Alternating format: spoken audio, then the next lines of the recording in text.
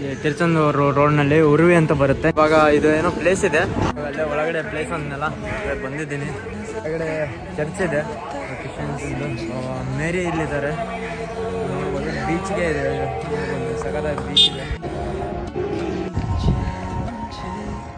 ಇಲ್ಲೇ ಅಣ್ಣವರು ಕರೆದ್ರು, ಅಣ್ಣ ಅದು ತಾಳಿ ಹಣ್ಣು ತಗೋ ಅಂತ ಹೇಳಿ ಕೊಡ್ತಿದ್ದಾರೆ. ಅದು ಪೇರಣ್ಣ ನೊಂಗು ಅಂತ ಅದರ ಹೆಸರು.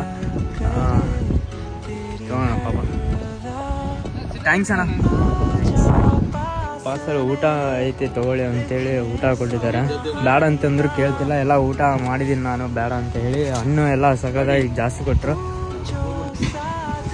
ಸ್ಪೆಷಲ್ ನಂಬರ್ ಇದೆ ನೋಡಿ, 4/1 ಇದೆ, ಸಗದಾಗಿದೆ.